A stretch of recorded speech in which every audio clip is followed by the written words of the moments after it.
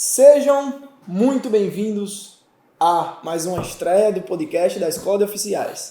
Lembrando sempre que o nosso canal debate sobre a profissão dos oficiais de justiça e a gente demonstra aqui vários assuntos, várias situações que os oficiais passam no dia a dia e debatemos aqui as melhores práticas. Como é de praxe, e todo mundo já me conhece, eu sou o Cleiton Alves, apresentador aqui da Escola de Oficiais, e estou aqui mais uma vez com os meus amigos Daniel Faião e Mauro Faião.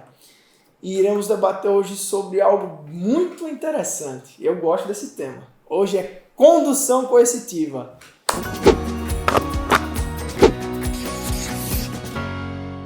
Então, meus amigos, vamos que vamos. Eu quero saber muito sobre esse tema, porque a gente já conversou de modo muito brando assim sobre ele e eu gosto desse tema bastante. Eu sei por que você gosta. Por quê? E, por favor, nos conte a sua experiência de quando você foi conduzido.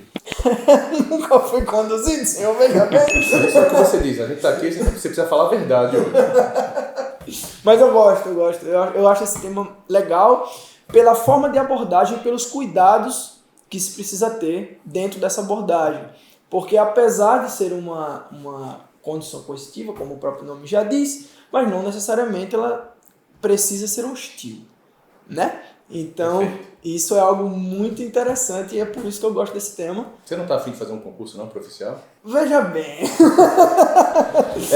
Esse tema, como você já disse, como está no nome, é uma condução coercitiva, é um dos vários atos coercitivos que o oficial de justiça pode efetuar, né? Nós já falamos sobre isso em outros vídeos, é um dos temas de um dos nossos cursos, chamado Atos Coercitivos, né? A galera já conhece. Se você ainda não conhece, dá uma olhadinha no nosso site. Nesse curso a gente fala sobre busca e apreensão, condução coercitiva, prisão, Maria da Penha, afastamento do agressor, do lar, enfim, uma série de atos coercitivos praticados pelo oficial de justiça. E hoje nós vamos falar propriamente sobre condução coercitiva.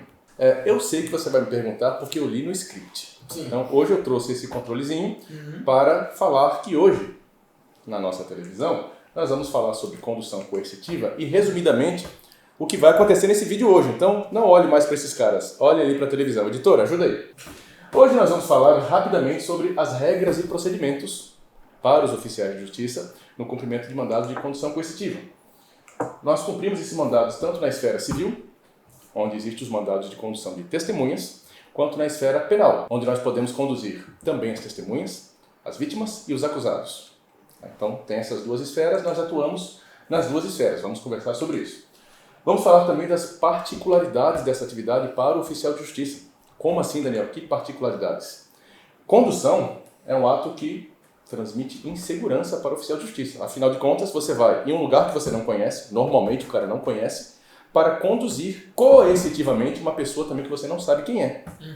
Será que isso causa uma certa insegurança para o oficial? Vamos discutir sobre isso. E sobre a periculosidade que isso gera também para o cargo. Depende do endereço, depende da pessoa, depende de uma série de coisas que a gente vai discutir aqui. E o que é que normalmente acontece? O que nós vemos na atualidade no nosso cenário no Brasil? Conduções que acontecem durante a audiência ou durante um julgamento no tribunal do júri. O juiz determina, o oficial de justiça está ali na hora e você não tem tempo de se preparar. O que acontece, como fazer, como resolver, o que é bom, o que é ruim. E quando a pessoa não comparece por um motivo que não é justificado. Como que a gente pode evitar, como que a gente pode reconhecer, como a gente lida com esse cenário. Enfim, todo esse assunto, todo esse bate-papo que eu apresentei aí, vão ser conteúdos do nosso vídeo de hoje. E aí agora você que pergunta e eu vou tomar um café. O Mauro tá quietinho, viu? Ele tá quietinho. Mas sabe por que ele tá quietinho? Porque você ainda não perguntou sobre a lei. Pergunto já sobre a lei. Pra você ver que você não começa a falar. Pergunta, falou em lei, ele entra com força. Mas antes de falar sobre essa parte da legislação em específico, você citou sobre vários procedimentos, vários estágios da condução coercitiva em si, mas como é de praxe, como a gente sempre faz aqui, a gente sempre começa a debater a partir de algo que já aconteceram com vocês. Então eu vou jogar essa pro Mauro para poder entender por onde a gente vai caminhar. É para contar uma história? Por favor. História todo oficial de justiça tem. Por favor, se você tem a sua história, conta aqui pra gente. também. Mas eu tenho uma história legal sobre condução coercitiva que dá para juntar com o nosso cenário e vai levantar vários questionamentos para a gente tentar responder aqui. Eu vou tentar encurtar porque foi uma história longa. Foram 3 ou 4 diligências que eu fiz. Eu trabalhava no tribunal do júri e havia uma audiência designada para o comparecimento da vítima. Então o juiz determinou que eu fizesse a intimação. Nessa intimação já começou complicado, porque era um mandado engraçado. Ele dizia, faça a diligência na casa da avó da vítima, para descobrir qual é o seu endereço, para então ir até lá e fazer a intimação. Ramal, quase um ramal, né? Eu confesso que eu nunca peguei mandado assim, mas estava lá bem expresso. Só que acontece, eu fui na casa da avó da vítima, que era em um extremo da cidade. Quem é aqui de Maceió conhece o Benedito Bentes. É outra cidade, né? É conhecido carinhosamente como Infinito Bentes. Resultado, eu encontrei a casa da avó. Ela queria me levar, ela queria ir no carro me levar até a casa do neto, que era do outro lado da cidade. Eu falei, não, minha senhora, por favor, não precisa. E aí ela me explicou com vários detalhes onde era a casa dele. Daquele jeito, né? Pega direita, esquerda, depois da padaria do seu Zé, sobe, desce, mais aqui, mais ali. Eu falei, tá bom, anotei. E fui lá. GPS aqui, senhora. Não precisa não, meu filho. É facinho. É facinho. Muro amarelo, lâmpada quebrada. Todo mundo conhece. É isso aí. Bom, tudo bem. Era meu trabalho. Fui lá. O endereço bem longe. E acabei encontrando a irmã do cidadão. Era um homem, era uma vítima. Mas você encontrou a casa? Inicialmente não. Os moradores informaram quem era a irmã do cidadão. E ele tinha sido vítima de homicídio, né? Tribunal do júri. Crimes dolosos contra a vida, e ele é vítima de homicídio, vítima de tentativa de homicídio. Sim. Vítima de homicídio não estaria ali. Né? Tentativa de homicídio. E eu consegui conversar com a irmã dele, e ele não estava. No momento ele não estava, a irmã me encaminhou até a residência dele, conversei com a esposa, e eu fiz toda a orientação possível. Poxa, vítima de homicídio, a pessoa pode até estar com medo, pode haver algum tipo de ameaça, mas ela tem que comparecer à audiência. Expliquei nos mínimos detalhes a obrigatoriedade do comparecimento. Enfim, fiz todo o nosso trabalho de forma bem cuidadosa, porque era uma pessoa humilde, pobre, talvez não tivesse o conhecimento sobre essa matéria. E não consegui fazer efetiva intimação. Não havia ocultação, tá? Não era caso de hora certa, apenas ele estava viajando a trabalho. No dia da audiência ele não compareceu. O juiz poderia ter determinado a condução coercitiva? Em tese, não. Porque ele não foi intimado. Não houve a intimação formal. Sim. Mas o juiz entendeu que ele tomou ciência através da irmã, da avó, da esposa, na residência, e ele não contou a história. Determinou a condução para uma audiência durante a tarde, 2 horas da tarde. E aí a gente entra naquele dilema, que a gente vai discutir muito aqui durante esse vídeo, então já até levanto a questão. E aí?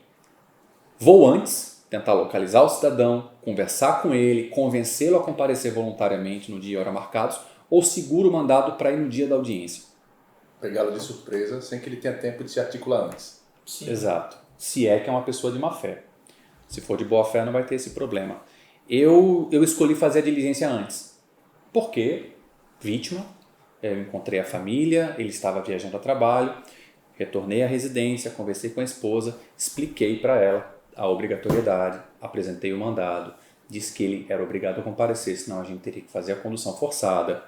Ela não soube me explicar as razões da ausência, não informou muita coisa, disse que ele estava no hospital com a filha, mas não entrou em detalhes.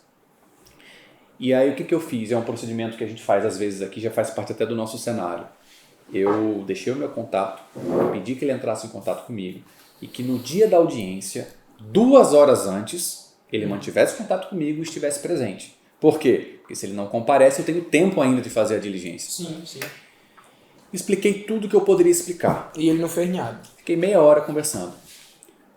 Dia da audiência, não atendi o telefone, ninguém me ligou, meio-dia nada, meio-dia e meia nada. Fui até a residência mais uma vez. Chegando lá, eu não me encontrei. A esposa me informou que ele não estava, que ele estava trabalhando, estava ocupado e também se limitou a isso. Não deu muita informação. Mais uma vez eu a pressionei, informei que ele poderia ter problemas, inclusive pode até caracterizar crime de desobediência. Sim. porque é uma ordem legal. A vítima, o ofendido, ele é obrigado a comparecer. E aí eu frustrado, a diligência frustrada também, retornei e conversei diretamente com o magistrado. Falei, doutor, foi isso que aconteceu. O que o senhor acha de remarcar essa audiência para uma segunda-feira? Porque aí nessa diligência eu vou de surpresa. Na primeira eu tentei usar o convencimento e o diálogo. Sim. Não consegui. E agora a gente vai para surpresa. Ele, pois não, Mal. Ele agendou com a secretaria a próxima segunda-feira, também pela tarde, o horário do expediente era tarde. Então eu informei ao magistrado que eu iria fazer a diligência às 5 horas da manhã, na segunda-feira, sem aviso prévio. Ele falou, perfeito, Mal. Vamos fazer assim.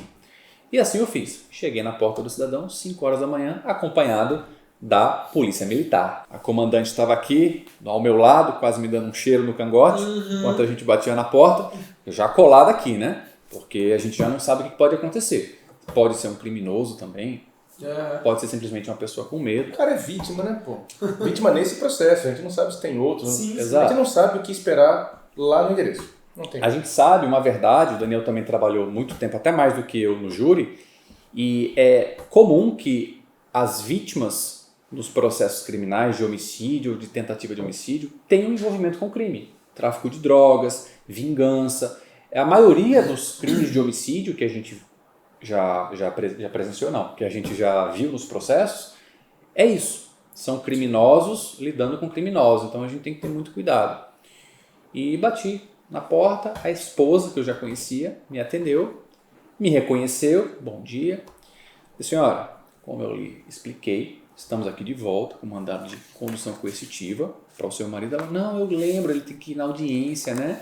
Falei, isso. Então, por favor, chame o seu marido que ele tem que ir com a gente agora. Tá trabalhando. Pior. Eita, moço, ele não está em casa. Como assim ele não está em casa numa segunda-feira, 5 horas da manhã? E onde está o seu marido? Eu não sei. Ele não veio para casa ontem à noite. Deixa eu te fazer uma pergunta antes de você continuar já. Eu acho que a gente já debateu isso em outro vídeo, mas eu não tô lembrado agora. O horário que você estava indo lá às 5 da manhã, a condução coercitiva pode ser a qualquer horário? Pode. Porém, a invasão, a entrada forçada, só pode ser durante o dia. Certo. Então, aí existe uma discussão sobre o que é o dia, o que é noite. Lembro Alguns disso. dizem que é quando existe o nascer do sol, outros dizem que é às 6 horas da manhã. Existe uma discussão doutrinária aí. A gente prefere entender que é às 6 horas da manhã, para a entrada forçada.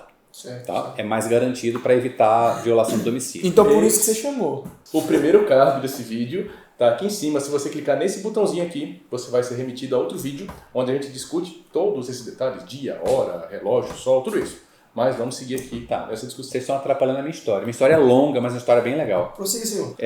Não, eu não cheguei efetuando arrombamento porque ainda não era 6 horas da manhã. É porque nós não fazemos isso. Nós primeiro intimamos a pessoa para que ela apresente a coisa, para que ela apresente a pessoa que deve ser conduzida, presa, apreendida, para depois a gente fazer esse efetivo arrombamento. Esse tipo de arrombamento ostensivo, ele é feito quando a polícia vai fazer uma prisão criminal, uma busca e apreensão em um caso delicado. Então a gente não faz isso. Em regra, não.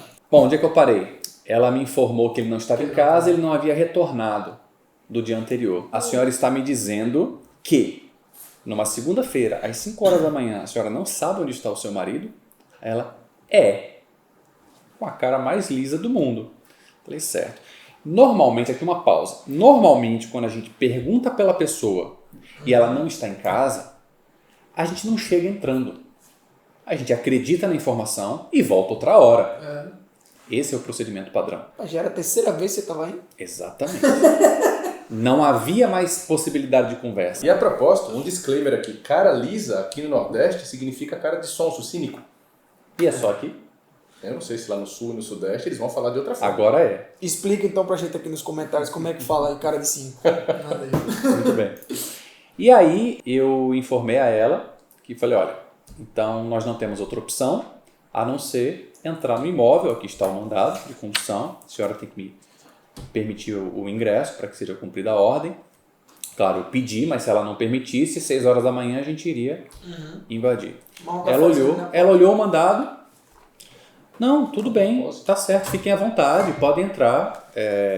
Ele não está em casa, mas podem olhar. E ela, na maior naturalidade. E E de fato, ela não tinha como estar mentindo ali, ele não está em casa. Mas eu tenho que entrar, né? Depois de tantas diligências, o que eu vou dizer para o juiz? Que eu não entrei? Eu tenho que entrar. E era uma casa super pobre e humilde. Eu acredito que a casa não tinha mais do que 30 metros quadrados. Ela abriu a porta, então era um quadrado. Certo. Era um quadrado sem janelas, meio escuro, aquele cheiro de umidade e não tinha cômodos, era um único cômodo, sabe? Então, quando ela abriu a porta, eu já tinha visão para a cama, aquelas camas de concreto que vão até o chão. A cama, uma muretinha que separava a cozinha, como se fosse uma cozinha americana, Certo. e acabou a casa, tinha uma portinha com banheiro. Falei, bom, vou entrar para olhar no banheiro, né? E aí eu entrei junto com a comandante da guarnição, os outros 2 policiais ficaram do lado de fora. Entramos meio que de praxe. Olhamos para um lado, olhamos para o outro. Tinham 3 crianças, 3 crianças pequenas, 2 agarradas na perna da mãe. Eu estou contando esses detalhes da história para a gente entender que às vezes as coisas não são como elas parecem. Certo. Então 3 crianças ali olhando para mim, olhando para a mãe, 2 na perna, outra ali brincando com alguma coisa. Uma família feliz. E a esposa super educada, super gentil comigo. E cara lisa. Cara lisa porque ela não estava preocupada. Porque a galera já sabe o que é cara lisa. Já, ela não estava preocupada, ela me deu a informação que eu pedi, não apresentou qualquer dificuldade. Então ela foi super simpática e gentil. Enfim, ficamos uns 20 segundos ali dentro da casa. Eu fui até a mureta, olhei atrás da mureta porque tinha um fogão ali, talvez uma geladeira, nem me lembro. Não tinha nada. Ao lado estava a cama de concreto. E a porta para o banheiro. A policial foi até o banheiro, abriu a porta, olhou, não tinha nada e ela voltou para o meio do cômodo. É o único cômodo. Bom, já ia embora. Só que quando eu saí de trás da mureta da cozinha, ela dava para a cama. Eu percebi que a cama de concreto, ela era um U. Então ela era vazada. Um dos lados era vazado. Eu já estava ali, por desencargo de consciência, me abaixei, né? Eu estou fazendo a busca, me abaixei. Essa foi uma das primeiras diligências, tá, de condução coercitiva. Olhei e não tinha nada. Casa um pouco escura, tal, não tinha nada. E eu já ia embora e deu um estalo na minha mente. E eu pensei, poxa, deixei minha lanterna no carro. Eu deveria ter trazido. Tá um pouco escuro. E aí eu estiquei o braço, debaixo da cama. Eis que havia um pé. Quando tocou, achou! Um pé. Eu balancei, não acreditei. Eu puxei. O pé fez uma resistência no sentido contrário. Falei, esse pé tem vida. Não é que o cidadão estava ali. Rapaz. Foi a família de atores mais profissionais que eu conheci. Vão trabalhar comigo. Uma adulta e 3 crianças. Você treinou esses caras. Atores mirins. As crianças estavam olhando pra cima, olhando pra mãe. Tinha uma sentada na cama assim, balançando as perninhas. Olhando pro nada. Todos treinados. Enfim, ele saiu, nos acompanhou. Com a cara mais lisa do mundo. Com a cara mais lisa do mundo. Envergonhado. Com a polícia dentro da casa dele. Meu Deus. As crianças vendo o pai sendo levado pela polícia, porque as crianças não entendem o que é oficial de justiça, só entendem a polícia fardada. E foi essa a imagem que ele passou para a família dele. E é isso que a gente tenta evitar, a todo custo. Fazendo o quê? Aquelas diligências prévias, como eu tentei nesse caso. E não adiantou. E essa imagem, essa memória vai ficar na cabeça dos filhos desse cara eternamente. Eles vão lembrar que papai foi tirado à força dentro de casa pela polícia segurando a orelha do cara que ai. Vai ficar na cabeça das crianças. Ele não saiu dali ouvindo palavras carinhosas. Porque aquele ponto foi condução coercitiva. Sim. Ele estava causando embaraço, estava se escondendo. Então, não houve necessidade de uso de força, mas a gente precisou de uma ação mais ríspida ali. E eu cometi um erro. E é bom registrar isso aqui. Não era para eu ter feito isso. Eu sei que os colegas já estão criticando, mas Mauro, você foi ali num local escuro e tal. Eu cometi um erro porque eu não acreditava. Eu fui ali por desencargo de consciência. Quem tinha que ter feito aquilo dali era o policial, que estava armado. Porque se tem alguém escondido nessa situação, essa pessoa pode estar armada. Sim. E eu não tive essa consciência na hora. Então, eu entendo isso como tendo sido um erro, falta de experiência minha. Era uma das suas primeiras. Era. Nesse ponto, nesse estágio, nessa fase da diligência que o Mauro está falando, a gente tende ou deveria tender a ter as mesmas preocupações do que um ato de prisão. o cara já demonstrou ou má fé, ou não. Ele já demonstrou má fé, que não quer ir e está se ocultando.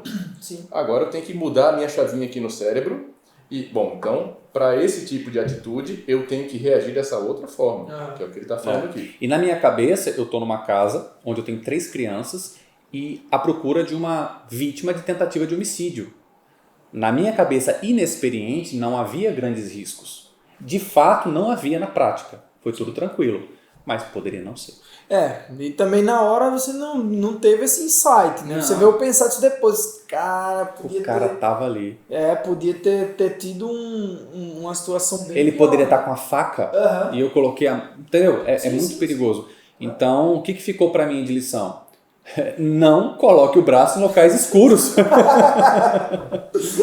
E se você achar um pé, não puxe. Fala, opa, tem um pé vivo ali, deixa eu me afastar e ver o que foi é. só um teste. Eu não arrastei ele para fora. Ah, não? Não fiz isso não. Pensei que ele... Porque quando eu percebi que ele estava ali, foi que me deu o estalo. E eu pensei, o que eu estou fazendo?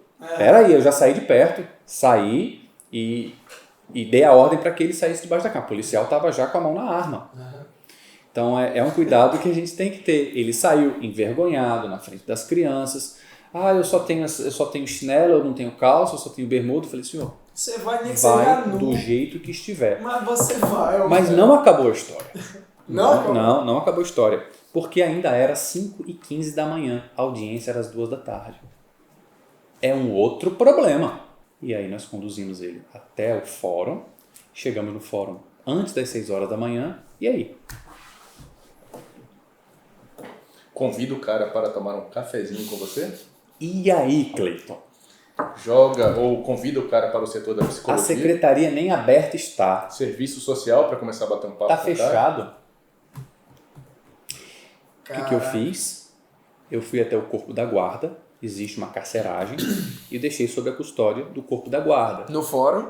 No fórum, apresentei o mandado para o comandante da guarda, expliquei que havia uma audiência e estava apresentando ele, de maneira coercitiva, ao fórum, já que eu não tinha como apresentar na secretaria. Então já fica até de dica para quando acontecer esse tipo de situação. Apresentei para a guarda do fórum e eles ficaram na custódia do réu. O réu aguardou de 6 horas da manhã até as 2 horas da tarde, segurando as grades. Aí Ele você ficou nas pergunta, grades. isso está previsto? O que diz a lei está previsto na lei? Está previsto no CPP? Não tem. Não. Isso faz parte das boas práticas dos oficiais de justiça. Chama jogo de cintura. Olha aí. E aí fica a pergunta, poxa, mas você deixou o cara preso? Sim, condução coercitiva é cerceamento de liberdade, é provisório, mas é cerceamento de liberdade. Nós tentamos de tudo para que ele comparecesse voluntariamente. Tentamos levar ele na hora da audiência, foi tudo negativo, tudo frustrado. A única alternativa, é progressivo, percebe? A única alternativa era às 5 horas da manhã. Se a audiência fosse às 6, tranquilo, levava ele direto para a secretaria, mas era às 2 da tarde. Deixei ele com o corpo da guarda, receberam ele e eu fui para casa tirar um cochilo, porque eu não consegui dormir direito à noite preocupado com isso, né? Nem fui até a audiência, não participei da audiência, mas deu tudo certo. Mas ele tava lá, né? Tava lá e eu conversei com ele quando chegamos ao fórum. Eu perguntei, mas por que o senhor está fazendo isso? O senhor não entendeu? Eu expliquei tanto para sua irmã, para sua esposa, para sua avó, para E todo você é mundo. vítima. Eu disse o que ia acontecer se o senhor não viesse. E olha aqui, estamos aqui, na frente da sua família. Eu estava com medo. Isso remete à insegurança da pessoa, né? Nem sempre. Nesse caso, sim. Mas nem Nesse sempre. caso, eu acreditei realmente que era isso. Ele era Claro, vítima mas de assim, o tentativa oficial de de justiça homicídio. sempre deve presumir a boa-fé dos terceiros. Se preparar para um cenário ruim, mas presumir a boa-fé dos terceiros. Enfim, mais um caso peculiar da escola de oficiais. Conta o seu aqui pra gente. Mas aí depois dessa história toda, fica a pergunta, que é a pergunta que a maioria dos oficiais faz. É melhor fazer isso de tentar uma diligência prévia, tentar conversar, dialogar para que a parte compareça voluntariamente ou não? É melhor você ir no dia da audiência, na hora da audiência e pegar a pessoa de surpresa, já que ela foi intimada e não compareceu. Eu não vou responder essa pergunta agora, espero que o Daniel também não responda. A gente vai responder lá no finalzinho do podcast. E nem sempre a gente tem essa opção, né? Nem Mas sempre. vamos bater um papo aqui. Essa história que o Mauro contou, eu já conhecia, eu acho que a gente até conversou sobre isso em alguns vídeos. Essa história foi um pouco mais longa, mais detalhada, mas dá muito pano para manga para a gente discutir as peculiaridades agora. Super. Já que estamos falando de condução coercitiva e a gente consegue tirar um monte de assunto, de detalhe. E muita gente já está se perguntando agora, poxa, mas a ordem judicial é para você cumprir. É para você ir lá e cumprir na hora, não é para você conversar, não é para dar oportunidade. Olha só o que pode acontecer. Sim. Então esse é justa essa pergunta. Nessa sua situação, né, nessa história que você contou, esse lugar onde você estava era um lugar de periculosidade ou não? Era um local de periferia, Certo. mas não tinha nada que demonstrasse que havia um perigo real. E a gente também não tem como saber. Sim, mas era um local pobre, era um beco, era uma viela. Então, a viatura ficou lá atrás, ficou uns 30 metros atrás, porque a gente teve que entrar. Então, existe sim um risco para esse tipo de diligência. Nesse endereço havia. Sim. Eu consigo puxar mais esse assunto aí, porque a gente está falando aqui de ato coercitivo. Sim, claro. E você falou sobre periculosidade, diligência perigosa. E há um jargão no nosso meio que diz assim, ó, é uma simples intimação. Nunca é uma simples intimação. Você nunca sabe quem está lá. Você nunca sabe o que esperar do outro lado. Você nunca está preparado para reagir aliás, você nunca está adequadamente preparado para reagir ao que você vai encontrar lá. Você não sabe. É diferente de uma empresa, de um escritório que eu vou todo dia trabalhar naquele mesmo endereço, naquele mesmo local, naquela mesma equipe. Nosso trabalho é peculiar. E a galera sabe do que eu estou falando. Então, periculosidade, sim, é um ato perigoso. Intimar, citar, prender, fazer busca e apreensão.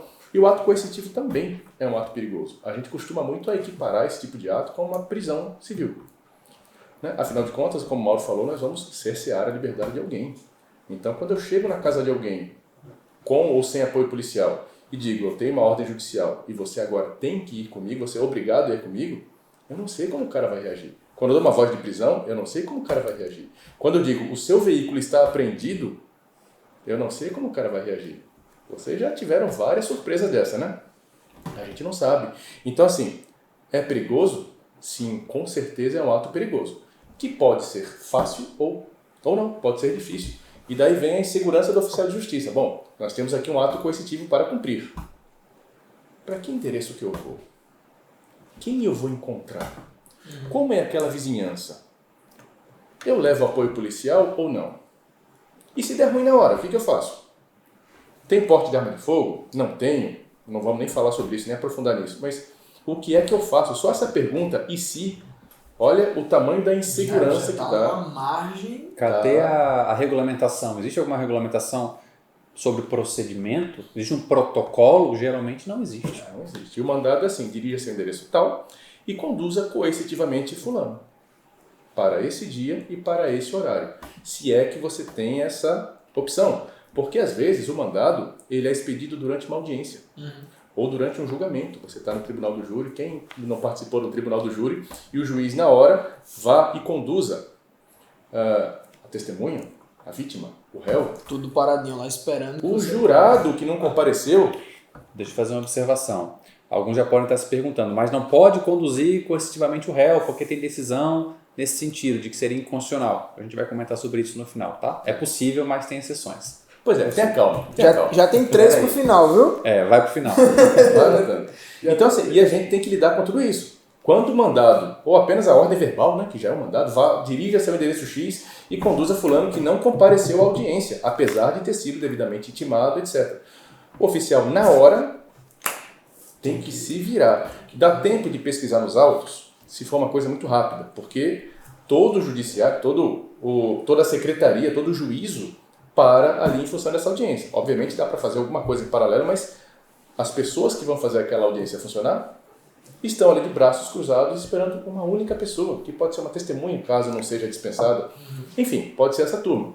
O que fazer? O tribunal do júri para, o promotor fica sem fazer nada, o advogado, o defensor público, o juiz, toda a secretaria, os jurados, está faltando testemunho. Está faltando jurado, aliás.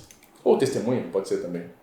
O serviço para, enquanto o oficial de justiça vai se dirigir. Às vezes é pertinho, às vezes é muito longe, às vezes você encontra a pessoa e conduz, às vezes você não encontra e tem que explicar para o juiz, aí vai por telefone, etc. Mas, o que eu estou querendo dizer com isso? Que às vezes nós não temos tempo de nos preparar, de fazer as pesquisas prévias, o que nos deixa mais inseguro ainda. Porque um dos motivos, uma das questões que a gente analisa é o motivo da ausência. Sim. O motivo da ausência é que vai fazer com que a gente possa balizar o nosso procedimento. Por que esse cara faltou? Se é que tem como saber. Às vezes tem, às vezes não. Ele faltou porque a audiência foi muito longe da intimação, ele pode ter se esquecido, ou já tiveram vários julgamentos, várias audiências suspensas, e toda vez é suspensa e a parte acaba perdendo credibilidade. Eu vou fazer o que lá? Se eu já fui lá 10 vezes. Isso é muito recorrente. É muito recorrente? É muito já ouvi mesmo. isso várias vezes. Eu não vou de novo não, já fui intimado 5 vezes e nunca tem. Aí na sexta a pessoa não vai, e tá lá o juiz, tá lá o júri, tá todo mundo lá aguardando. Olha o problema, né? Se a gente sabe o motivo, a gente consegue definir a forma que a gente vai operar. Se a gente vai tentar por telefone, se a gente já vai com a polícia, se não vai, se vai com um colega. É os dependes, né? Se já vai de uma forma mais ostensiva, menos ostensiva. É o depende. Às vezes você encontra informação no processo, nos casos em que você recebe previamente o mandado de condução coercitiva. Né? Aqui no nosso estado, eu particularmente recebo poucos mandados desse tipo. Poucos. Então, quando eu recebo, assim como mandados de prisão civil, eu também recebo poucos. Então, quando vem um ou outro desse tipo, eu dou mais atenção a eles. Sim. Então, vou fazer tudo aquilo, a lição de casa que a gente já falou em outros vídeos. Né? Então, vou tentar acessar os autos, folhear, conversar com a outra parte, que normalmente nos dá muita informação sobre a pessoa que vai ser presa ou que vai ser conduzida. E isso, às vezes, facilita muito o nosso trabalho. A gente consegue entender se é uma pessoa de má fé. O primeiro ponto é esse, tentar buscar quem é, como é a pessoa, como ela costuma se comportar. E a outra parte, normalmente, informa isso pra gente. Então, já é um ótimo indício quando a gente consegue. Ou às vezes não.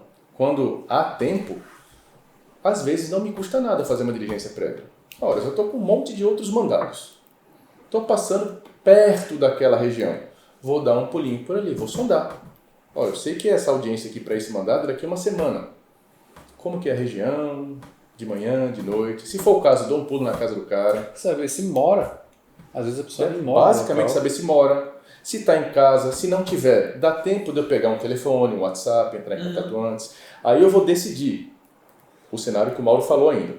Será que eu vou agir tentando encontrar o cara antes, intimá-lo antes, tentá-lo convencer da audiência para que ele não precise ser conduzido? Ou será que não? Eu vou segurar a onda para no dia eu apareço de surpresa. Porque é a faca de dois gumes, né? Se eu tento convencer o cara e ele é um cara de boa e eu tenho ainda a lábia, consigo conversar com ele de boa e ele entende, diferente do caso que o Mauro contou pra gente, né? Normalmente funciona. Normalmente. Mas eu vou para um lado ou vou para o outro? Então eu tenho que decidir para ver qual que eu vou fazer. Na prática, pelo menos aqui no estado de Alagoas, a grande maioria dos oficiais tenta o diálogo antes. Tá? Eu não vou dizer agora se é melhor ou se é pior, mas a grande maioria tenta. E eu gosto muito de trabalhar com estatística. Funciona ou não funciona? Funciona? Aí vem uma outra... Não, funciona com uma pergunta. Mas, sim. E aí vem uma outra pergunta. E se não funcionar, e no dia você não conseguir conduzir a pessoa para a audiência e o juiz perceber que você fez o seu trabalho antes e você deixou de fazer a diligência surpresa, será que pode ter alguma consequência para o oficial de justiça? Fica uma outra pergunta aí para a gente conversar. Rapaz, são muitos cis, viu? São muitas perguntas. Muito. Bom, mas tudo isso que a gente falou aqui agora, depois da história do Mauro, isso contextualiza um pouco do que costuma acontecer Sim. com os oficiais de justiça no cumprimento desse tipo de mandado. Certo. Mauro falou uma coisa muito interessante que é um protocolo, né? Se tem um protocolo a seguir, se tem uma sequência de normas que, entre aspas, dita o caminho. Pelo que vocês estão falando, não tem, né? Vai muito pelo bom senso de cada um e da forma de trabalho de cada um. A não ser que a gente desconheça, e é muito razoável que isso aconteça, se existir algum regulamento local, de algum tribunal específico. Se você tiver um, por favor, compartilhe aqui com a gente, porque a gente consegue divulgar, difundir isso com a turma. Aqui em Alagoas não existe, a nossa corregedoria não regulamenta nada sobre isso. Pode ser que tenha local que oriente o oficial de justiça a fazer uma intimação prévia. Sim. Pode ser que tenha uma regulamentação proibindo de tentar localizar antes, dizendo que só pode ser na hora, de maneira de surpresa mesmo, como a gente vem falando. Mas aqui a gente não tem. E esse tipo de protocolo é bom, porque tira esse monte de interrogação de si do oficial de justiça. Caramba, eu vou pelo caminho A, ou vai pelo caminho B? Se eu for pelo A, pode dar bom, pode dar ruim. Se for pelo caminho B, também. E onde eu posso ser responsabilizado, penalizado? Sim. A minha missão é fazer o que o juiz está determinando, é cumprir a ordem. Como? A norma poderia dizer, eu digo o regulamento, poderia dizer pelo menos, olha, o oficial de justiça tem a liberdade de fazer da forma A ou B, a depender do caso concreto, fica a seu critério. Pelo menos isso, para que cada um se sinta à vontade de fazer aquilo sem ser considerado uma irregularidade. E a gente também tem um grande vazio legislativo, da mesma forma que não tem regulamentação local, ou raramente tem. Mais uma vez, a legislação deixa a desejar porque ela não define muito o procedimento de oficial de justiça. Fala uma coisa aqui, outra ali na parte de execução, mas no geral é muito fraco e a gente acaba decidindo por conta própria. Eu ia chegar nesse ponto em relação à lei, né? O que diz a lei, né? A minha frase de sempre. Mas eu ia chegar nesse ponto já por conta dessa falta desse protocolo a seguir, né? Mas você já antecipou dizendo que a lei é frágil também nesse sentido, né? Não deixa muito claro o procedimento ou algum tipo de caminho a ser tomado. Então, esbanje para nós o que diz a lei. Essa é a verdade. Ela não diz praticamente nada em relação à condução coercitiva e a outros atos também. Na prisão até fala um pouquinho, mas não da prisão em si. Fala mais da parte burocrática, da entrega do preso. A prisão até fala da questão do arrombamento, que tem que fazer o arrombamento, está lá expresso, reforçando o que está previsto já na Constituição, já que é uma ordem judicial. Mas na condução coercitiva, a gente tem o Código de Processo Civil e o Código de Processo Penal. Certo. Ambos falam da possibilidade da condução. No civil, naturalmente, é uma atribuição do oficial de justiça, como quaisquer outros atos executivos também, na esfera civil. E é cabível apenas para testemunhas. Existe o dispositivo no CPC dizendo que a testemunha não comparecendo poderá ser conduzida coercitivamente, arcando com as despesas dessa condução, que normalmente não tem porque ela é feita por nós, é feita em viatura. E aqui no nosso estado isso vem até numa observação dos mandados, na intimação da testemunha. Vem já para esclarecer a testemunha como uma advertência. E caso não esteja na observação do mandado na região de vocês, advirtam as testemunhas que poderão ser conduzidas. E só temos isso. No CPC só fala sobre isso. Não é possível a condução nem do autor e nem do réu, é bom deixar isso claro. Se a gente está numa audiência de conciliação e o autor ou o réu não comparece, o que a gente tem aí é um ato atentatório à dignidade da justiça, passível de multa, mas não há possibilidade de condução. Se é uma audiência para depoimento pessoal, se é uma instrução onde o autor ou o réu vai ser ouvido e eles não comparecem, essa sua ausência resulta na confissão das matérias de fato, como se ele estivesse confessando o que a outra parte alega, então não há necessidade nem previsão para condução. No caso, não tem previsão, no caso não pode fazer de forma... Não pode, não é cabível, porque a consequência é outra. É inconstitucional, então. Podemos dizer que sim, porque se eu não tenho uma previsão legal e você tem o direito à liberdade de locomoção, é uma garantia constitucional, se o juiz determina a sua condução coercitiva em situação que não é possível, sim, é inconstitucional. Isso acontece com o réu no processo penal, que eu chego já nele. Certo. Existe uma inconstitucionalidade, sim, no caso da condução do réu. Então, quando a gente vai para o penal, aí é mais amplo. A gente tem previsão de condução de vítima, de réu, ou da testemunha também. Qualquer um pode ser conduzido para o depoimento. E os jurados? Jurado é uma discussão à parte, não tem previsão específica. Então, hoje é difícil a gente aceitar a condução de um jurado, porque é para prestar um serviço público. Dificilmente você vai conseguir obrigar alguém a dar a sua opinião, já que o jurado dá uma opinião, de maneira forçada. Você então, tem que opinar e acabou. a previsão legal expressa é de multa, em caso de não comparecimento, e é possível também considerar um crime de desobediência, porque é uma ordem judicial que você está descumprindo. Mas condução coercitiva, tem gente que faz? Tem. Tem, sim. Na prática tem. Tá? Hoje é muito raro, mas ainda tem gente que determina. Eu, particularmente, não acho uma solução boa. Eu vou obrigar você a ficar sentado aqui e decidir a vida daquela pessoa. Será que vai ser um julgamento isso pode justo? até ser ruim para o processo. Com O certeza. destino do réu que está ali sendo julgado.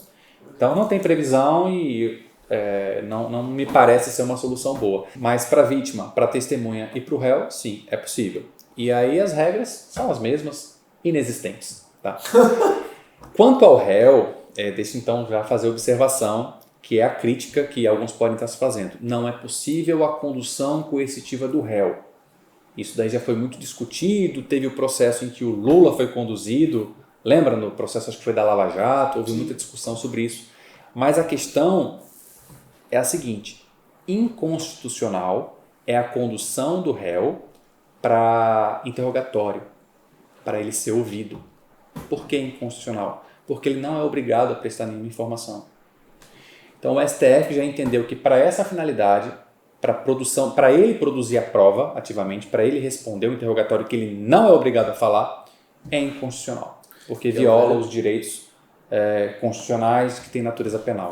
Que é aquele velho direito de permanecer calado. Basicamente Eu isso. estava lembrando dessa frase agora. Um belo resumo. É o direito de permanecer calado. Aí você é conduzido à força para frente do juiz. Para não falar nada. E você resolve não falar nada. Que diabo tu tá fazendo ali?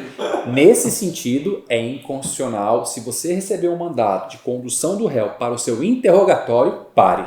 Tem alguma coisa errada. Converse com o juiz. Alguém se equivocou aí. Pulou essa regrinha, esqueci. Pulou essa regrinha. Não é uma regrinha qualquer, é uma regrinha do STF, Supremo Tribunal Federal. É uma regrona. Pois é. A gente pode até beirar aí o manifestamente ilegal, uma ordem dessa hoje. Pode até pensar nisso. Já se essa condução é para um reconhecimento, para uma acareação, onde você vai colocar o réu na frente de outras pessoas para que ela seja reconhecida ou não, aí já há entendimento de que é possível, para reconhecer, para acareação. Então, se você recebe um mandado de condução para o réu, veja qual é o motivo, para você entender se houve alguma coisa errada ali ou não. Então, essa é a única observação que a gente pode fazer em relação à legislação e à decisão de STF. Você falou do reconhecimento, me veio os filmes policiais dos Estados Unidos, assim, os caras lá na frente e a mulher, não, esse não, é o outro, esse não é o outro. Naquele vidro que é um espelho de um lado, do outro. Eu lembrei na hora. Isso pode ser feito também na fase processual. O juiz pode determinar, na hora da produção de prova, essa acareação. É legal a gente estar debatendo sobre todas essas questões. Aí já me remete à história que você contou lá no início do podcast também, sobre o momento que a gente também falou sobre a hora, né, que era 5 e tudo mais, e não necessitou de um arrombamento, né, nesse quesito, porque a moça permitiu que você entrasse. Ela não achou que eu fosse olhar debaixo da cama. Pois é. Mas se caso ela não tivesse deixado você entrar, como é que você... Eu teria aguardado até perto das 6 horas da manhã e teria efetuado o arrombamento. Seria efetuado mas nesse caso, especificamente, no seu mandado tem falando lá? Precisa estar explícito lá? Não. Eu vou te responder apontando para este card. Nós temos um vídeo onde a gente discutiu tudo isso. De forma bem detalhada, uma discussão jurídica bem aprofundada, bem legal, inclusive, mas de forma resumida, não é necessária a ordem de arrombamento. Eu já tenho a ordem judicial coercitiva. Então, se eu for analisar a Constituição Federal no artigo 5º, você pode violar um domicílio com uma ordem judicial. E se eu tenho um ato coercitivo que me exige o ingresso para que a ordem seja cumprida, eu tenho uma ordem específica. Pela natureza da ordem, eu preciso arrombar para dar cumprimento a ela. A gente tem alguns casos em que eu não posso efetuar esse arrombamento, porque a lei traz esse procedimento. A gente pode mencionar aí a penhora e a busca e apreensão cível. Nesses dois casos, o CPC fala, olha, se for proibida a entrada, você não pode ingressar à força. É exceção. Ou permanecer. Lembro disso. Ou permanecer, nem ingressar e nem permanecer. É exceção. A regra é o ingresso com a ordem judicial. A exceção é penhora e busca e apreensão cível, onde eu preciso de uma autorização do juiz para fazer esse procedimento. Nos demais casos, atos coercitivos, condução, prisão, despejo, reintegração de posse, faz parte da natureza da ordem, a gente entende que já está implícito e a gente tem o dever de efetuar esse arrombamento se for necessário. Entendi. Mas no caso, se a pessoa estiver lá. Se eu tiver o mínimo de suspeita de que a pessoa esteja lá. Você claro. nunca vai ter essa certeza. Aliás, você pode ter essa certeza se você vira a pessoa entrando no Pulando a endereço, né? janela. Às vezes você vê. Às vezes você vai fazer uma prisão, por exemplo, e você fica ali aguardando o apoio policial chegar. Já aconteceu comigo. Eu já vi. Estava parado ali e tal. Não, a pessoa está entrando. Eu não tenho certeza se é ela. Certo. Tá? Mas a suspeita é muito grande. Eu tinha porque eu estava com um advogado do lado. E o advogado apontou, falou, é aquela pessoa de camisa lilás. E aí ele ingressou no imóvel. Acontece. Um alerta aqui sobre arrombamento, sobre ingresso forçado. Ele deve acontecer no endereço do mandado. Tá? É a mesma regra que a gente usa para cumprimento de ordem de prisão, de busca e apreensão, tá? Para ingressar de modo forçado e cumprir mandado de condução coercitiva, você pode entrar no endereço do mandado. Se você encontrar um cara em outro endereço, exceto se for flagrante, que não é o nosso caso, não normalmente é isso não acontece, então você não pode ingressar de forma forçada em endereço diverso do mandado. Existe discussão sobre isso doutrinária, jurisprudencial, mas o que prevalece é isso que o Daniel falou. Eu ia dizer que eu adoro problematizar a coisa. Mas se ele sair da casa dele e pular na casa do vizinho? Flagrante. Certo. Depende, qual é o crime? Depende do que ele está fazendo. Exato. Pular o muro aqui. É uma violação de domicílio, ele invadiu a casa do outro. Ele invadiu. Se não houve autorização do morador, ele está cometendo um crime de violação de domicílio. Pega ele pela perna. Outra coisa também que remete nessa situação é que você falou que você estava com apoio policial, né? Pra poder puxar o rapaz lá pelo pé. Nesse caso, era necessário você estar com apoio policial ou foi você que solicitou, foi você que pediu, alguma coisa do tipo para poder ir? Ou você poderia ter ido com outro amigo oficial, por exemplo, alguma coisa do tipo, ou não? Olha, isso vai depender do caso concreto. Fui eu que solicitei e foi uma decisão minha. Tá. O Código de Processo Penal, foi bom você ter perguntado, ele diz que a condução poderá ser feita pelo oficial de justiça e está lá expresso, podendo ele solicitar o auxílio policial. Então a gente já tem essa prerrogativa expressa no caso de condução coercitiva. E a gente entende que em qualquer caso a gente pode solicitar. Mas isso não é obrigatório, é podendo, se a gente entender necessário. Vai depender da gravidade, vai depender do réu, vai depender dos motivos. Eu não sou obrigado a solicitar apoio policial, não. Eu sou obrigado a zelar pela diligência e tomar todos os cuidados para que ela não seja frustrada. Se eu fui descuidado em uma situação sabidamente de risco e não chamei a polícia, eu posso ser responsabilizado administrativamente por um ato errado que eu fiz. Aí seria errado mesmo. Mas em regra eu não sou obrigado, não.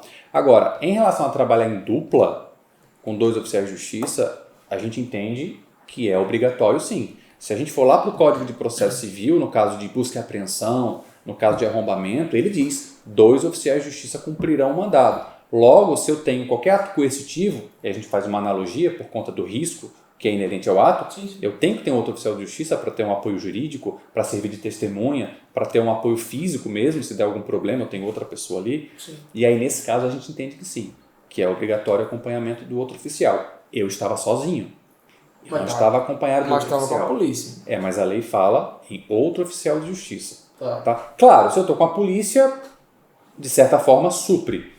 Eu faço em 2 oficiais mesmo que eu esteja com a polícia, mas nesse caso eu não tinha um colega para me acompanhar. Eu estava sozinho no local na época e aí eu fui com a polícia necessariamente. Então, resposta, polícia é opcional, recomendável. Eu sei que o Daniel já quer falar isso. Super recomendável nesses casos, mas é opcional. O colega dupla, obrigatório. Eu, particularmente, eu não faço nenhum tipo de condução coercitiva sem a polícia. Mas esse é o Daniel. Por quê? Se eu tenho a possibilidade de fazer a diligência prévia para bater aquele papo com a pessoa e tentar convencê-la no dia da audiência, ótimo.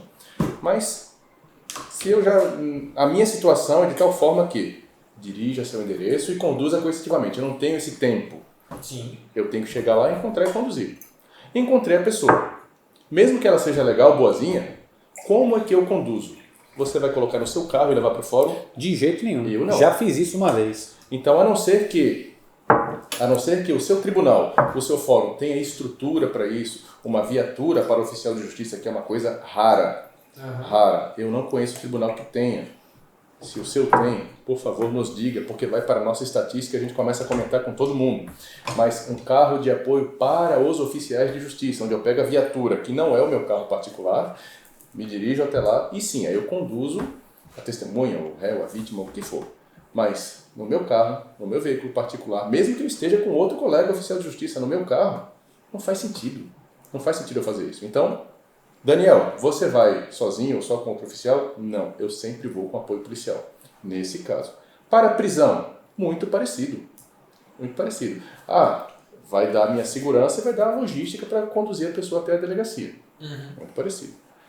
De repente o colega discorda, não é uma regra, né? Não é faça dessa forma, você é obrigado a fazer dessa forma. Cada um tem o seu modus operandi, como a gente falou, né? Mas eu acho que essa é a forma mais indicada que os oficiais o façam.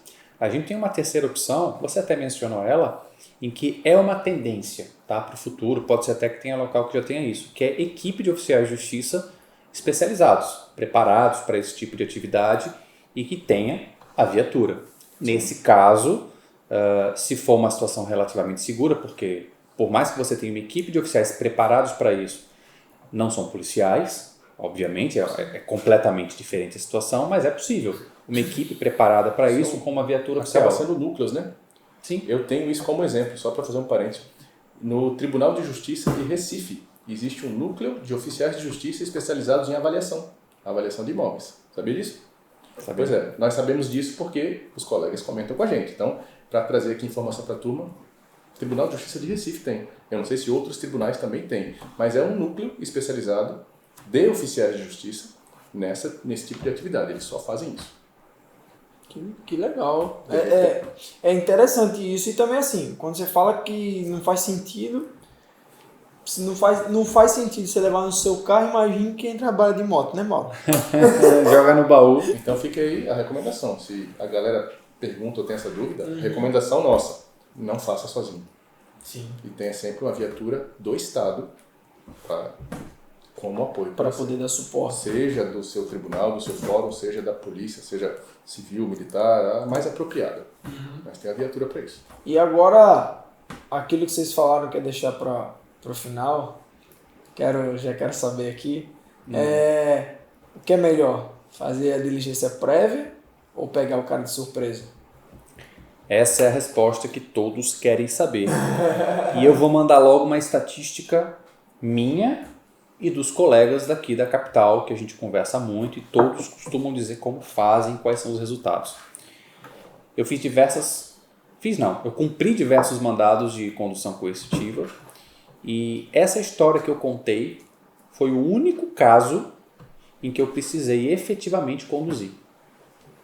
Sério? Nos demais casos em que eu encontrei, obviamente, a pessoa, em uma diligência prévia, as pessoas compareceram. E mesmo aqueles que na hora não compareceram, com aquela antecedência de 1 a 2 horas, eu entrei em contato, a pessoa atendeu, ou eu fui até o endereço, fiz uma nova advertência e a pessoa me acompanhou ou foi no seu veículo, enfim, compareceu sem uso de força, sem precisar efetivamente ser conduzido em viatura. E essa é a minha estatística. Pode ser que outros colegas que trabalhem de uma forma diferente, que dialoguem de uma forma diferente, não tenham esse mesmo êxito. Pode ser que eu tenha muita sorte. Mas os colegas aqui de Maceió, em sua maioria, usam esse procedimento e preferem, porque o êxito é muito grande, o desgaste é pequeno, já que acaba sendo praticamente uma intimação e um acompanhamento no dia da audiência ou no dia do julgamento. A gente faz esse acompanhamento, a gente agenda aqui a nota, no dia, 2 horas antes, eu ligo para a pessoa, não me atendeu, eu vou até o endereço e isso costuma funcionar. Evita esse constrangimento da pessoa ser conduzida com a polícia, de ser levada, de chegar a gente na sua porta, você tem que ir agora, pega uma roupa. Isso é ruim, tá? Essa situação. Então, a gente fazendo a diligência prévia, eu tenho várias vantagens. Eu vou trazer as vantagens, depois a gente traz as desvantagens também. Eu consigo me certificar de que a pessoa realmente mora lá. Porque imagina, a audiência é daqui 6 meses. Eu vou esperar 6 meses com o mandado na mão para chegar lá e a pessoa não morar mais, o processo vai ficar parado 6 meses. Se eu vou hoje e já me certifico que a pessoa não reside lá ou encontro um endereço novo, eu já posso certificar isso nos autos. E a parte interessada dá o devido andamento. Isso é uma vantagem muito grande. Eu posso fazer novas diligências para encontrar a pessoa, enfim. Eu posso me certificar se isso vai dar certo ou não. Caso seja negativo, seja frustrado, eu volto para a minha história. Não tem problema. Na pior das hipóteses, essa audiência vai ser reagendada. E aí sim, você chega de surpresa. Então, essa é a minha preferência, isso é o que eu vejo mais dar certo. Alguns criticam dizendo que você não pode alertar o réu sobre isso. Onde é que está dizendo? A lei não fala nada. A ordem é conduza, ela não diz como. Eu prefiro conduzir com o diálogo. Se o diálogo não funcionar, não for ouvido, eu vou lá e efetivamente tento conduzir. Já, se a gente faz a diligência na hora de surpresa, eu costumo dizer que é uma loteria. Sim. Quem é que está em casa durante o dia, durante a tarde? Se a audiência é às 7 horas da manhã, perfeito, eu vou às 6. Você vai encontrar a pessoa. Se ela mora lá. Se a audiência é à tarde, você vai à tarde. Será que a pessoa está em casa? Será que não está? É loteria. E se você não encontra? O que acontece? Você perde a audiência. Porque você esperou 6 meses pela audiência. A pessoa não estava, não encontrei. Remarque-se a audiência. Nossa. Ou dispensa testemunho. O resultado é muito ruim. E é só a gente ter estatística. Quantas vezes, Daniel, você vai na casa de alguém e a pessoa está lá esperando? Pouquíssimas vezes. Poucas vezes. A gente sempre faz uma segunda diligência. Então, é ruim. A gente acha que é ruim essa diligência de surpresa e ela vai ser necessária quando for determinada na hora da audiência, na hora do julgamento, como o Daniel já bem explicou. Fora isso, não vejo vantagens em você chegar de surpresa para levar alguém para a audiência. Essa estatística também vem das redes sociais. A galera conversando com a gente, também a maioria dos colegas de outros tribunais, estatisticamente também vão por essa direção. Olha, vamos fazer uma diligência prévia, tentar conversar com a pessoa, às vezes até fazer o, aspas, terrorismo, no sentido de dizer assim, simular o cenário do que pode acontecer se a pessoa não for. Sim, sim. Eu vou chegar com viatura, com polícia, na frente dos seus vizinhos, na sua família, seu marido ou sua esposa, vamos criar todo aquele cenário, aquele constrangimento, você vai para o camburão e vai ser conduzido. A gente pode evitar tudo isso, eu lhe ajudo. Olha que legal, eu lhe ajudo a evitar tudo isso. Eu já tenho a ordem judicial de condução coercitiva, olha aqui, ó, para você, no seu nome, nessa data, eu vou vir aqui com a viatura. Ou então a gente pode bater esse papo, e aí como o Mauro explicou, a gente fica meio que se fosse um sobreaviso de ligar para a pessoa, bota a data da audiência no meu celular para me lembrar de ligar para a pessoa. Sim. Tá? Isso é um procedimentozinho que já é meio que uma rotina para esse tipo de mandado e funciona muito bem. Às vezes você nem liga para o cara 2 horas antes, você liga para o cara no dia anterior. E aí, amanhã fica atento, eu vou te ligar nesse horário, vai acontecer assim, tá lembrado? Aí no dia, na hora você liga. E teve gente comigo nesse momento da pandemia, num desse tipo de mandado. Até falou, doutor Daniel, chama a gente doutor, né? Eu já tô aqui no fórum, é verdade. E ele fez uma filmagem. Olha, eu tô aqui, tô no fórum, fazendo uma selfie e tal, só que eu não consigo entrar. Eu tô com o mandado, os policiais na portaria não me deixam entrar. Tudo bem, eu já tinha deixado uma cópia do mandado com ele, mostra o mandado, eu não trouxe. Meio eletrônico, né? Mandei na hora para ele, mostra isso pro policial que está na portaria. Eu daqui, home office, já fiz contato com a secretaria, com o cartório. A pessoa para audiência daqui a pouquinho está lá embaixo, está sendo barrada na portaria, ajuda lá. Eu já enviei o mandado para ele, para o policial. Policial, ajuda lá. Fiz todos os links, resumindo, aí eu confirmei na secretaria. Ele já subiu, ele já está aí, pronto, a secretaria confirmou comigo, missão cumprida. Então a gente precisa ficar nesse sobreaviso e acompanhando. Muito melhor fazer isso de casa, no seu celular, do que estar na rua, com viatura, com outro colega, e podendo dar um monte de coisa errada, periculosidade, risco e incertezas. Assustar as criancinhas. Muito melhor fazer dessa forma. E aí você pergunta, aliás, eu lhe pergunto. Pergunte, senhor. E se eu faço toda essa intimação prévia, o cara dá um monte de joinha, diz que vai, que está tudo confirmado, na hora ele não vai, você faz a diligência, não acha o cara em casa, e mesmo assim a audiência dá errado. E alguém resolve olhar para o oficial de justiça e dizer assim, você avisou o cara, a audiência foi suspensa, cancelada por sua culpa, que era para ter ido de surpresa. E agora? Aí eu lhe pergunto, onde é que diz que Não tem diz. que ir de surpresa? Não diz. Era para ele ter respondido, né? Era, mas eu ajudei você. Obrigado. Não diz, mas esse pensamento É não natural. não é plausível? Não é natural? Sim. Pois é. Eu pensava assim, as minhas primeiras tentativas de condução foram assim e começaram a ser frustradas, porque eu não achava a pessoa em casa. Até conseguir fazer o contato, estava no trabalho, e foi uma correria para a pessoa sair de onde estava naquele momento até chegar na audiência. E a gente faz com alguma antecedência. Moral da história. A maioria das pessoas está de boa fé. A gente costuma presumir que as pessoas agem de má fé, mas a gente não pode fazer isso.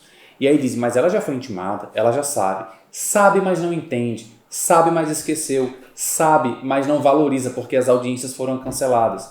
É uma infinidade de coisas que acontecem. E na hora que chega o mandado de condução coercitiva, a pessoa fala, vixe, é verdade. Mostra o mandado para a pessoa. Eu tenho Mostra. que ir.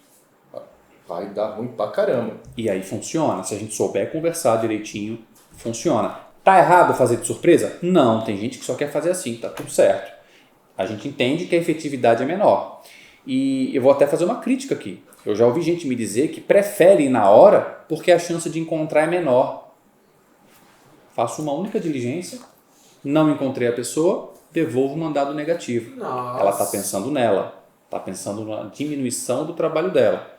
Isso é errado, Super. porque o processo não vai andar. Então, essa é a crítica que eu deixo, que esse pensamento não é um pensamento legítimo. Essa atitude não é legítima. Se você faz na hora, tem que ser porque você entende que é melhor, que é o correto. Fazer na hora para dar errado, aí é você que está errado.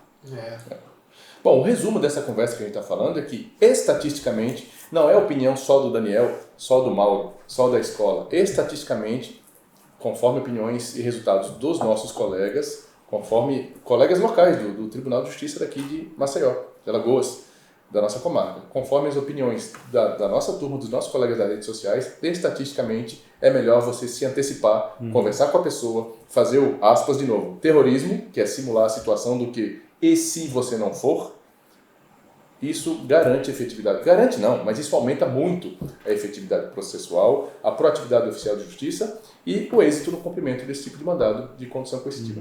Só para fechar esse ponto, que a gente já falou bastante, é diferente de uma prisão. Porque se eu vou procurar o Cleiton na sua casa, eu posso ir hoje, posso ir amanhã, não encontrei, não tá viajando, volta semana que vem. Eu posso ir várias vezes. Na condução coercitiva, se eu vou de surpresa, eu só tenho uma chance, porque a audiência é agora. Esse é um dos pontos que a gente critica quando o oficial decide fazer de surpresa. É uma única chance. É a única chance no dia da audiência, né? Então, o risco de falha é bem maior.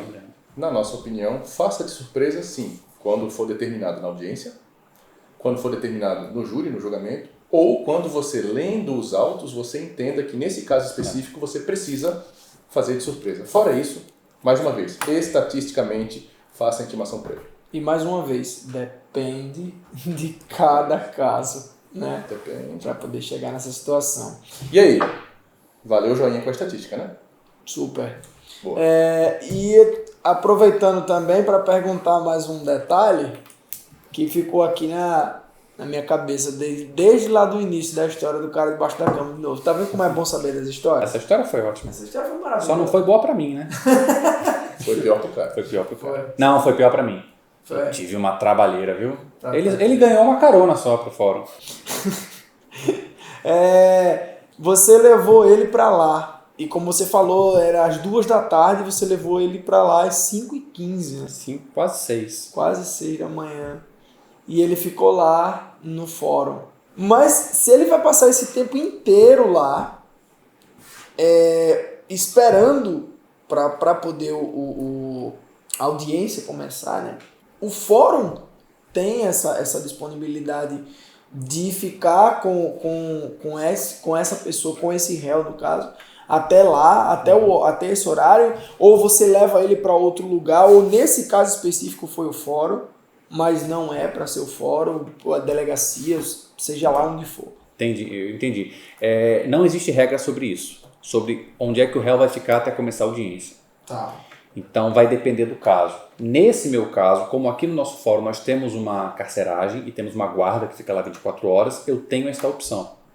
Mas também é possível você chegar na secretaria, se ela já estiver aberta, e deixar ele na secretaria. Chama o chefe de secretaria, olha, a pessoa está aqui apresentada, posso deixá-la aqui, se a pessoa tiver de boa fé, não for fugir, apresentou, deixa lá e vai embora. Depende do caso. Era isso que eu ia falar. Depende do caso. Você tem que deixar uma pessoa ali responsável de olho nele. Bota numa salinha. Depende do caso. Normalmente a secretaria chama a guarda do fórum. Ou você mesmo pode ficar lá, que é o mais adequado. Poxa, a audiência daqui meia hora, tá? Daqui 1 hora, cheguei lá, você fica lá na secretaria, aguarda.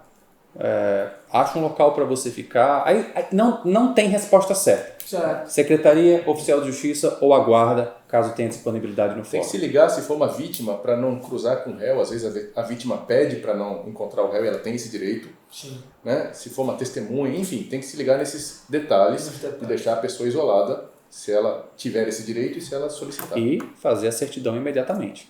Mais uma vez, os dependes. Não, e os detalhes, né? Pouca gente se liga nessa. É vítima. Eu temo pela minha vida de cruzar com o réu. Ele pode, no meio dos corredores, olhar para mim, aquele cara agora vai me entregar nisso, nisso e naquilo. A vítima sabe que o réu está em liberdade. Conversa Você com a ficaria à pessoa. vontade? Não. Duvido. É Então, bom. o oficial de justiça tem que se ligar nisso. Certo. Compreendi. Ok, senhores. Ok. Bacana. Eu acho que foi muito pano pra manga a partir de uma história, né? Foi. Como eu falei lá no início, sempre é bom ter uma história pra gente poder esmiuçar ela. Ou como a gente fala nas artes cênicas, fazer a decupagem do roteiro, né? Um belo nome. Isso é muito interessante. Então, se você gostou desse vídeo, não esquece de curtir, compartilhar, fazer todo aquele protocolo que a gente tem aqui, viu? Um protocolo a seguir, um passo a passo. Então, faz isso aqui. Acompanha também os novos cursos. Nesse ano de 2022 tem muito material saindo, tanto de curso como de novidades nas redes sociais, no nosso site. Beleza? Um abraço e até a próxima.